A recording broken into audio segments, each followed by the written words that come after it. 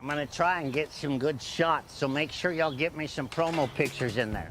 There is so much good stuff on Netflix these days, to the point that it is often hard to pick out particularly good content to check out. That being said, a lot of you have seemingly already found a great docu-series on there. Specifically, Tiger King: Murder, Mayhem, and Madness. And with all of the insanity that the series puts in front of the camera, there's even more craziness that we didn't see, or that was only lightly touched upon by the documentary film crew. Luckily, that's where I come in, bringing you the facts, covering little details that you might have missed about the series. However, it should be noted that while I talk about these things, I am going to be spoiling the snot out of the series. So if you have any interest at all in watching it, go do that right now. With that out of the way, let's dive right into talking about this. You're muddy, my sexy tiger.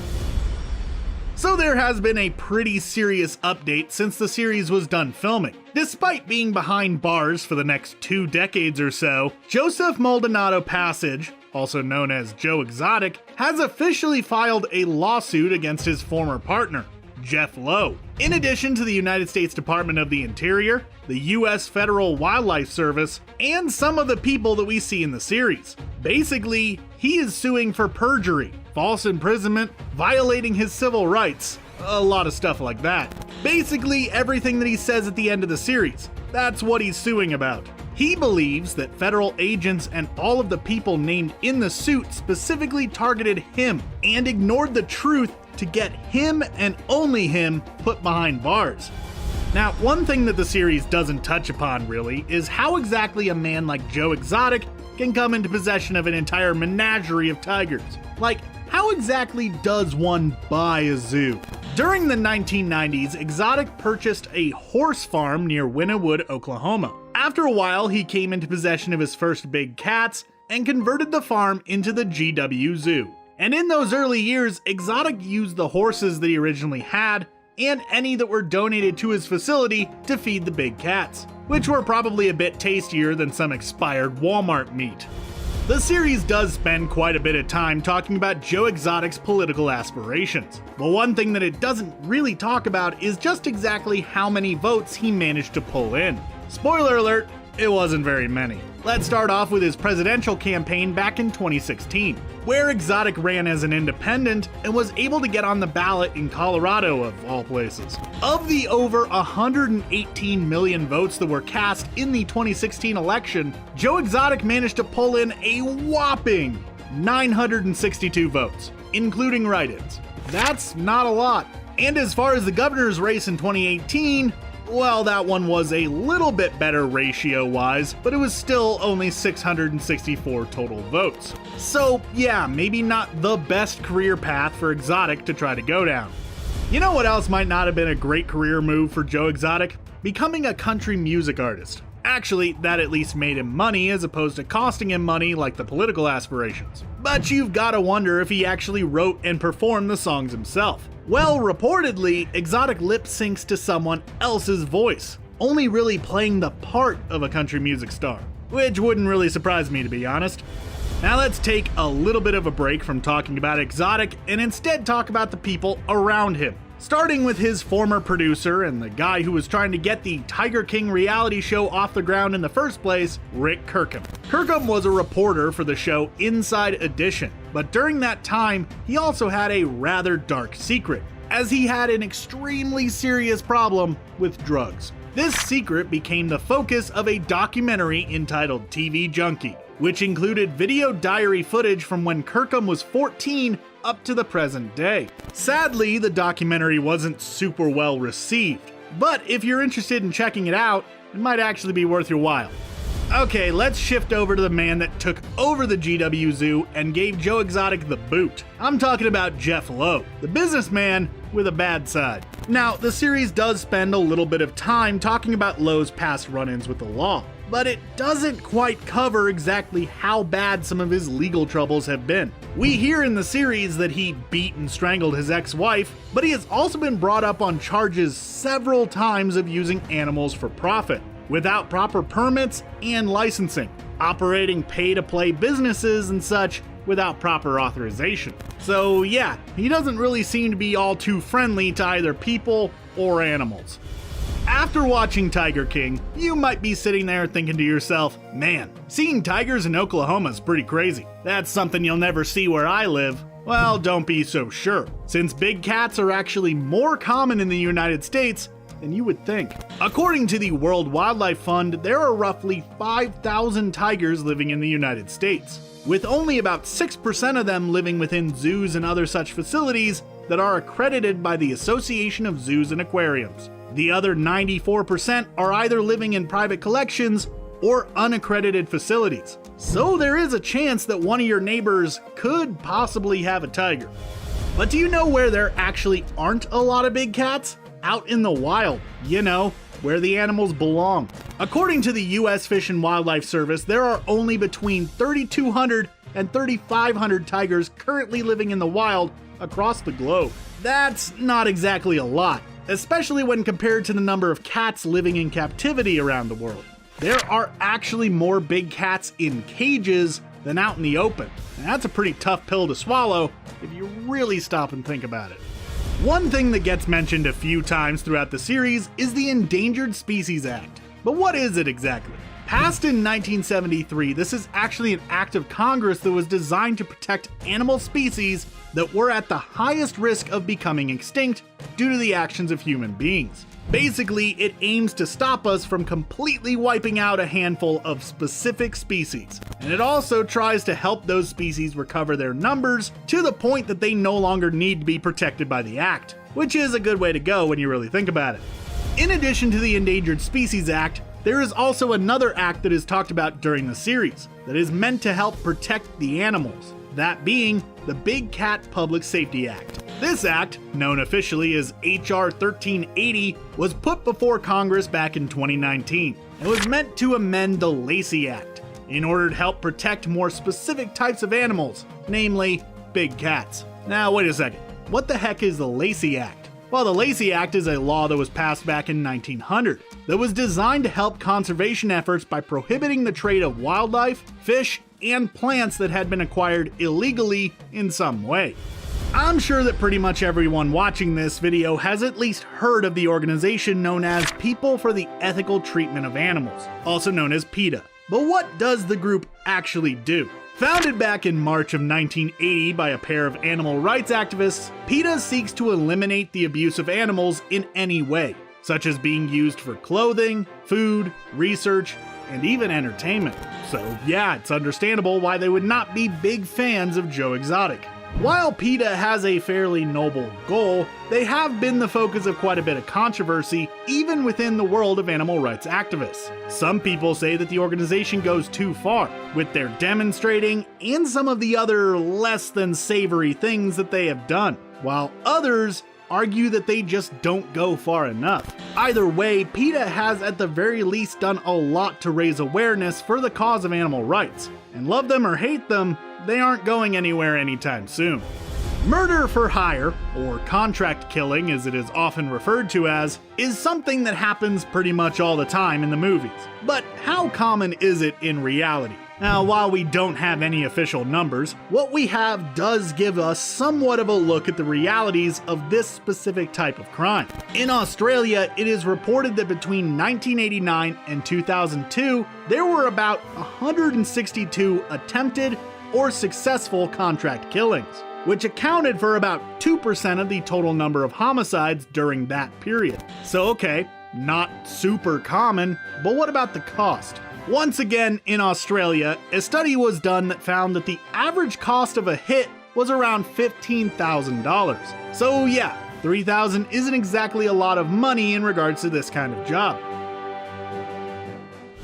Another thing that we see all the time in the movies, and actually see happen in the Tiger King docu-series, is someone working with the feds and becoming a confidential informant. Kinda makes me wonder though, what exactly does being an informant entail? Well, in reality, an informant is someone who usually either is contacted by law enforcement officials directly, or who comes forward themselves and provides information to said law enforcement agencies. Now, they aren't always undercover or confidential, like we see in Tiger King. Sometimes the individuals simply provide information and then go about their merry way. Others, though, are used in sting operations, wearing a wire like we see in movies and such. So them using one during the investigation into Joe Exotic isn't all too surprising, all things considered. One thing that you might have found surprising is the fact that the US Federal Wildlife Service took part in the investigation. Sure, the FBI being involved in a murder-for-hire scheme makes sense. That's what we all expect. But the Wildlife Service? Well, the fact of the matter is that the United States Wildlife Service becomes involved whenever animals are concerned. Not to mention the fact that the Wildlife Service is specifically tasked with enforcing any laws involving animals and plants, such as enforcing the Endangered Species Act. So all in all, them being there isn't really surprising in the slightest when you think about it. One thing that the series talks about quite a bit in the middle is the disappearance of Carol Baskin's late husband, Don Lewis. Now, I'm not going to get into the accusations against Baskin, as that could be the subject of an entire video all on its own. Instead, let's talk about the process surrounding a missing persons investigation, since we constantly hear about them in the media, but I don't think we ever really hear about what actually goes into them exactly. Basically, once someone is reported missing, the clock begins. One of the first things that law enforcement officials try to do is secure any possible evidence and interviews that they can within the first 48 hours, as after that, people's memory starts to fade a little bit, and as time goes on, leads become harder and harder to follow up on. One thing that sometimes causes people to go missing, and the reason that Carol Baskin argued might be the case with her late husband, is dementia, or more specifically, Alzheimer's. So what exactly are those? Well, according to the Alzheimer's Association, dementia is the broad term used to describe any disease or condition that is characterized by a decline in one's ability to recall memories, solve problems, speak, or really be able to utilize any thinking skills necessary to perform everyday tasks. These changes can often impair a person's ability to think straight, which can lead to them just sort of wandering off. Now let's get away from the heavy stuff for a second and talk about some of the more entertaining aspects that we see in the series. A couple of different times throughout the series, we see some footage from Joe Exotic's web show, showing him firing off some guns and somehow blowing up a bunch of different stuff. What he is using to do that is a substance known as tannerite. Tannerite, if you're not aware, is a type of explosive that can actually be bought in certain locations across the United States. Different states do have different laws regarding it, obviously, but it can be done. The reason this is the case is largely twofold. For starters, it comes in two different components, so you need to mix it yourself. Secondly, it will not detonate on its own, and instead requires to be shot by a high velocity round to go boom. Besides being something that is just meant to be fun, tannerite is actually meant for a couple of different purposes. First is target marking. Alternatively, it is also used for commercial purposes, such as low-level blasting and special effects. Something that we hear about a few times later on in the series is how much Joe Exotic talks about selling a few big cats for, saying that he could get about $5,000 per cat. Does that seem a little bit low to anybody else? Well, that's actually not too cheap, all things considered, as it is reported that you can actually get a hold of a tiger for as cheap as $800 to $2,000. The real kicker here, though, is the cost of caring for and maintaining these big felines. And that's before we even really get into the cost of simply feeding one of the kitties. So, okay, how much can a tiger really eat? Well, I hope you're sitting down for this one, as an average full-grown tiger requires roughly 5,000 to 6,000 kcals per day, which equals out to about 10 to 15 pounds of meat. That's per cat. And considering that tigers can live for up to 20 years, that's a heck of a cost. Now that I have thoroughly crushed your hopes and dreams of being able to afford your own pet tiger, perhaps you would instead want to help with conservation efforts. You know, help save the kitties.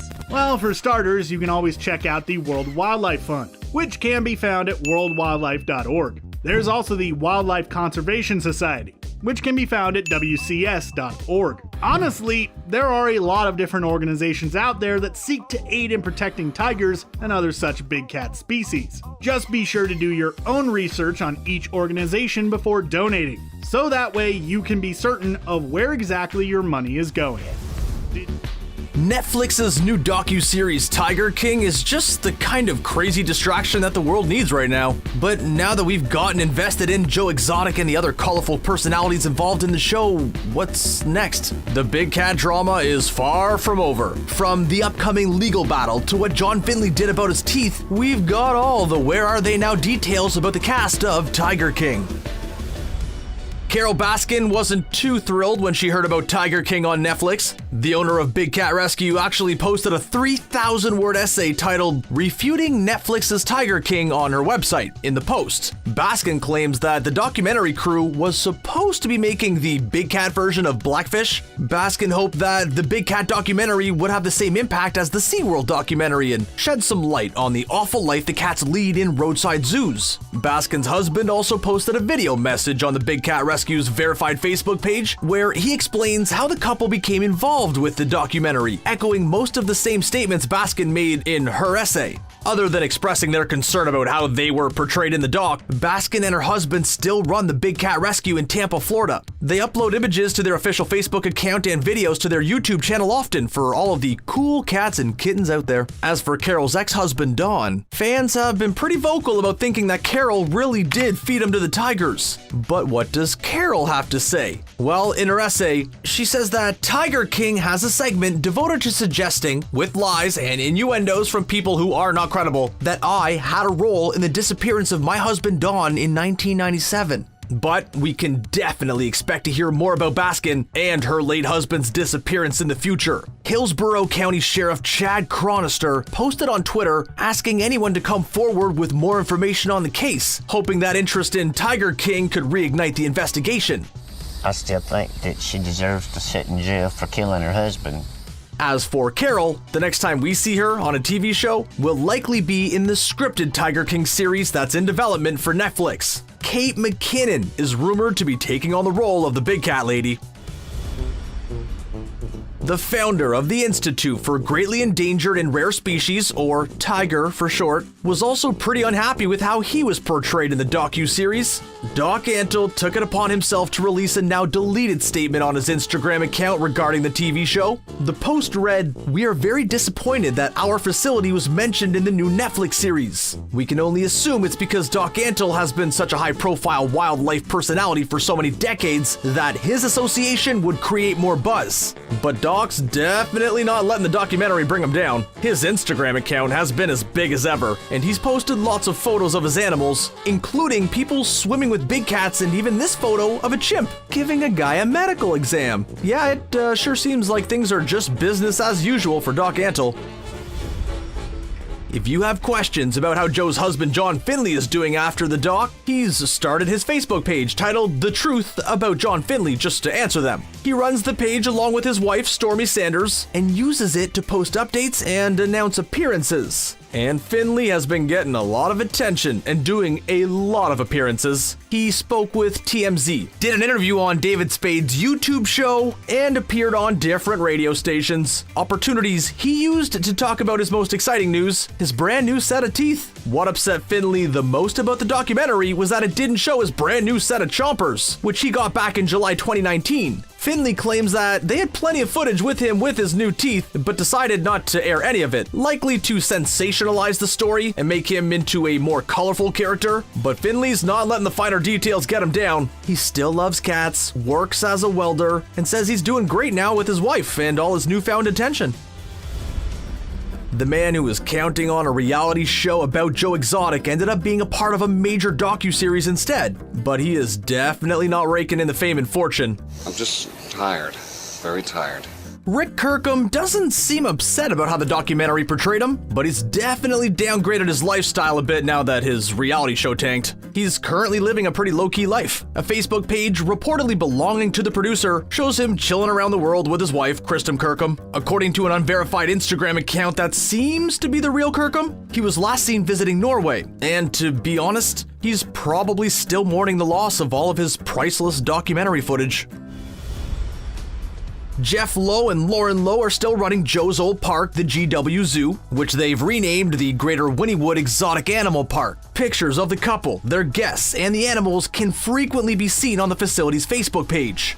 Jeff Lowe is one of the people happiest with how the docu-series turned out. A statement released on the Facebook page by Lowe reads, "I will always believe that our biggest contribution to the animal kingdom was helping the feds take down monsters like Joe Exotic. To continue their plans for rehabilitating the state of zoos, the Lowes have expressed their plan to open another one in Oklahoma later this year." The couple also shared a photo to the zoo's Instagram account to answer people's most burning question, is Hot Nanny still around? The answer is yes, with the Hot Nanny appearing alongside Jeff, Lauren, and the big cat in the image. But even the hottest nanny in the world can't distract fans from questioning the zoo's practices. The exotic park currently has a 3-star rating on Yelp, with a lot of comments on the lackluster cleanliness and small cages for the animals.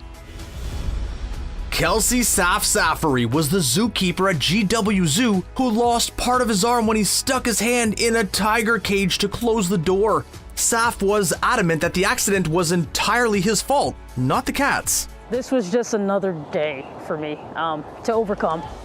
In an appearance on David Spade's late-night show Lights Out, Saf offered an update on the tiger that took his arm, saying, "It's not the tiger's fault on my end. You don't have to put it down. It wasn't put down. We just moved it off of the park. The tiger is now sitting pretty in an area of the park that's inaccessible to guests." Saf blames his lapse of judgment on getting distracted by doing the same routine day after day, but the accident hasn't scared Saf away from dangerous animals. On the contrary, he still worked at GW Zoo until 2018, but decided to leave because Joe was his main reason for working there. But Saf promises he still loves his tigers, even if he's had to move on. And for those wondering, Saf did confirm that Joe was wearing a paramedic coat during the tiger mauling incident, and he even claims Joe told him he used to be a paramedic.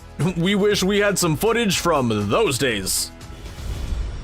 Joshua Dial was Joe's campaign manager when the Oklahoma zookeeper ran for president in 2016 and then governor in 2017. Dial was also the one who witnessed Joe's husband Travis Maldonado accidentally take his own life. In an interview with Oxygen.com, Dial said that he's been working on getting past the incident. "I have tried to move on, and I have been successful so far. I was given a new life and second chance when I met my fiance. I have no desire to bring any of that pain into my life." Dial still lives in Oklahoma, but no longer runs political campaigns. Dial said of the incident, "What I didn't know was how much it would take out of me, but despite the bad times he had while working with Joe Exotic, he still believes the 22-year prison sentence was excessive and that Joe was likely set up by someone." Dial also hasn't watched Tiger King and doesn't plan to anytime soon. And that's probably the last time I will ever see Joe Exotic. Joe Exotic's fourth husband, Dylan Passage, only appeared in the last couple of episodes of the documentary, but he is still in contact with his incarcerated husband. Passage has an active Instagram account, which features the last post he was ever tagged in by Joe from 2018. But there are actually 0 pictures of the Tiger King on Dylan's Instagram, even though the couple claims that they're still married. Dylan does post a lot of animal pictures and images of him having fun with friends and enjoying the sunshine. There's even a video of him riding an elephant with Doc Antle, who Dylan also follows.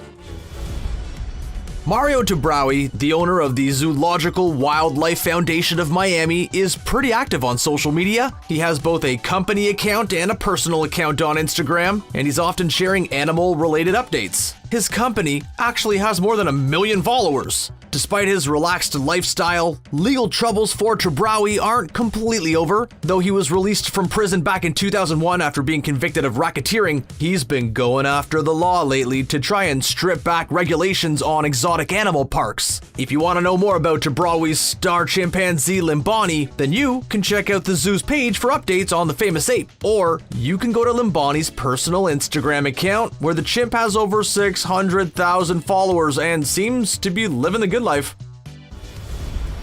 So what about the star of the series, the Tiger King himself, Joe Exotic? Well, we already know that Joseph Maldonado Passage is currently serving his 22-year sentence in prison for allegedly planning a hit against his competition, Carol Baskin. But that might not be the end of things for Joe Exotic. The former zookeeper has a lot of people interested in his case thanks to Neflix. Rapper Cardi B even said in a tweet that she'd like to start a GoFundMe to help Joe get out of prison. But of course, Joe isn't waiting around to be saved. The legal battle isn't over yet, as Joe has reportedly filed a $94 million lawsuit seeking civil damages from various government agencies. He's even requested a presidential pardon.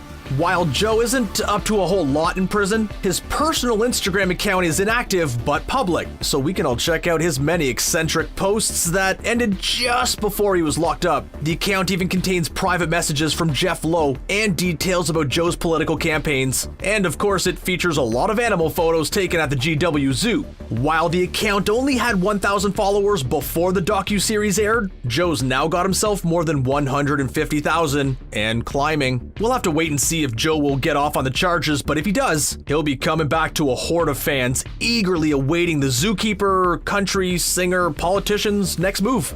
The Netflix documentary Tiger King is full to the brim with a ton of wacky and interesting people. It really seems like the world of exotic animals just tends to attract those types of people. Among them is one person that is honestly sort of easy to forget about when someone like Joe Exotic is hamming it up on screen. I am of course talking about Dr. Bhagavan Antle, or simply Doc Antle for short. While not as outwardly flamboyant or eccentric as Exotic, Antle is certainly a character. And characters like him tend to fit right in Hollywood, which is good, because Antle has done some work on the silver screen. And in this video, we are going to be taking a look at all of the major pieces of work that Doc Antle and his animals have been involved in. From musical appearances to other documentaries to beloved 90s comedies. These are some of the films that Doc Antle and his animals were involved in. Let's dive right into it. Been here 35 years. Heard it all forever. Let's start things out with perhaps the weirdest of all the projects that Antle was involved with. While not as big a deal as film appearances, Antle's animals every once in a while popped up in music videos back in the day, working with people like P. Diddy and Janet Jackson. There was one time though where we actually got to see Antle alongside one of his tigers, namely during the 2001 Video Music Awards on MTV, specifically during Britney Spears' performance of I'm a Slave for You. Take a look in the background there when Spears first comes out of the cage at the very beginning of the song. The tiger is pretty easy to spot, but if you look closely, you can actually see Antle sitting in there with it. Kind of a random place to find him. But hey, when Britney Spears asks you to help her out with a show, you say yes. When I talk about films that feature animals prominently, what is one of the first film franchises that pops into your mind? I was hoping you would say the Ace Ventura films with Jim Carrey that came out in the 90s. Most of the animals in the first film, Ace Ventura: Pet Detective, were smaller in size, which makes sense, since the main location we see a lot of exotic animals is in Ace's apartment. Kinda hard to fit a tiger in there. However, Antle did work on this film, serving as the principal animal trainer. So I guess Antle is capable of handling a lot of different little critters. Speaking of Ace Ventura, Doc Antle also worked on the film's sequel, Ace Ventura: When Nature Calls, a few years later, once again serving as the principal animal trainer. This film, being set out in the African wilds, naturally featured a lot more exotic animals, including several larger ones. However, despite being set in the wild, the place we see a tiger is actually at the monastery in Tibet. Can't say for sure if it's Antle's tiger or not, but come on, who else would they get one from? Anyone remember the movie Mighty Joe Young? The 1998 film starring Charlize Theron and Bill Paxton, about a giant mountain gorilla and the woman who takes care of him? Well, despite being an animal-focused flick, it actually didn't have a ton of animals in it, as all of the gorilla scenes were done via animatronics. However, there were a few scenes in the film that utilize real animals, though none featuring tigers. The animals that are there were largely tended to by Antle, however, who served as an animal trainer once again. The notorious Betty Page may not seem like the kind of film that would have needed an animal tamer like Doc Antle, you know, being a film about a famous pinup model and all that. Anyways, despite being a biopic about a model, there was at least one sequence that called for Antle's work. That being one where we see Page posing with a bunch of animals, including a pair of leopards, which aren't tigers, but hey, still big cats. Hoo boy! Here's a film that definitely needed some animal handling. Wild America was a 1997 adventure comedy film about three brothers who head out into the American wilds in search of rare animals to film for a documentary that they're trying to make. While there are no tigers in the movie, Doc Antle did work on the film as an animal coordinator and brought together a lot of different critters. from horses to bears to wolves, and even a lion at one point. Once again, sad to not see any of Antl's striped boys, but nice to see a big cat regardless. Okay, so it's been too long since we've seen any of Antl's tigers, and it's starting to make me just a little bit antsy. So let's talk about a movie where Antl's entire role on set was as the tiger trainer. I'm talking about 1994's The Jungle Book. You know, the first live-action Disney remake of the iconic film. So basically, in this film, Antl worked with a few of his tigers to bring the monstrous, antagonistic beast Shere Khan to reality. Again though, I can't 100% say that the tigers used in this film are his, since there isn't exactly an IMDb for specific animal performers. But come on, it's gotta be his tigers. That would make the most sense. Now here is one that is really gonna make you scratch your head, just like it's currently making me do as I record this. The Jungle Book 2. Wait, isn't The Jungle Book 2 an animated movie? A sequel to the original Disney film? Why would a movie like that need an animal trainer like Doc Antl? That is a good question, and is something that I actually can't say for sure. Some sources say that real animals, including tigers, were used as animation reference, while others say that real animals were used for sound effects. Either way, Doc Antl is listed in the credits as an animal trainer. Just look, there he is on IMDb. Now, The Jungle Book 2 is also not the only Jungle Book sequel that Antl worked on. There was actually a smaller, non-Disney film in 1997 entitled The Second Jungle Book, Mowgli and Baloo, which Antl was credited for, once again, his role as a tiger trainer. Just like with the 1994 Disney live-action flick, Antl was in charge of making sure that Shere Khan hit its marks exactly as the filmmakers required. The film itself wasn't exactly well received, but honestly, who could complain about seeing some awesome tiger acting? Here is yet another entry that doesn't quite fit in with the other ones on here, as this isn't a movie about someone hanging out in the jungle or some other exotic locale, surrounded by crazy awesome animals. This is one that is about a young boy growing up in Mississippi, The War from 1994. Doc Antl is once again listed as an animal trainer for this dramatic flick, though this might be one of the tamest stables of animals on the entire list, with nothing really all that exotic standing out. Now let's take a very brief look at Antl's first flick, the 1990 superhero comedy film by Lloyd Kaufman and Troma Entertainment, Sergeant Kabuki Man, NYPD. This film follows a beat cop who gains the ability to transform into a kabuki theater performer who fights crime. Yeah, it's just about as weird as you're thinking right now. On this one, Antl actually got to add an extra word to his title, being credited as not just any old animal trainer, but actually the head animal trainer. You know how you know when an animal trainer has really hit the big time? When they get on the late night TV show circuit. And Doc Antl certainly did just that, appearing on The Tonight Show with Jay Leno twice in 2001 and 2002, respectively. And this is something that Antl actually did mention in Tiger King, when he stated that Leno helped bring mainstream awareness to the plight of big cats and endangered species alike, which might actually be pretty accurate. The more and more people who get to see these beautiful animals, the more people are likely to care about them. Speaking of Tiger King, the Netflix docu-series is not the first documentary that Doc Antl has been involved with. Not even close, actually. One such documentary is When Animals Adopt, where Antl appeared as a representative of the Tigers Preservation Station, showing off a few of his different animals, including tigers, obviously. Fun fact, Tigers Preservation Station is now just a part of Antl's Myrtle Beach safari setup that we see in Tiger King. Even the world-famous National Geographic got some FaceTime from Doc Antl. In the 2006 episode of National Geographic Explorer, entitled Ultimate Cat, Antl once again got to show off his feline companions and represented the Tigers Preservation Station, talking about how we need to act to save these beautiful creatures, which are actually some big words from a man who allegedly has run illegal pay-to-play schemes featuring tiger cubs. Allegedly.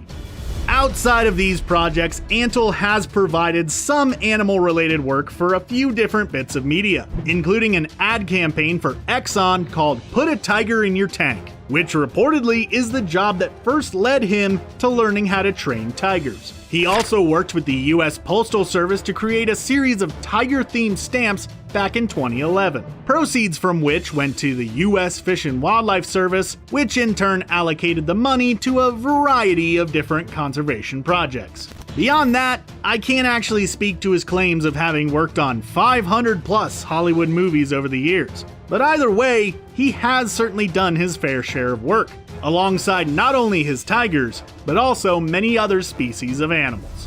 How many of the projects that Antle worked on have you seen? Do you know of any that I didn't mention? Let me know your thoughts down in the comments below, and while you're down there, why not consider subscribing to Screen Rant for more awesome videos just like this each and every day. Thanks for watching, and stay safe out there.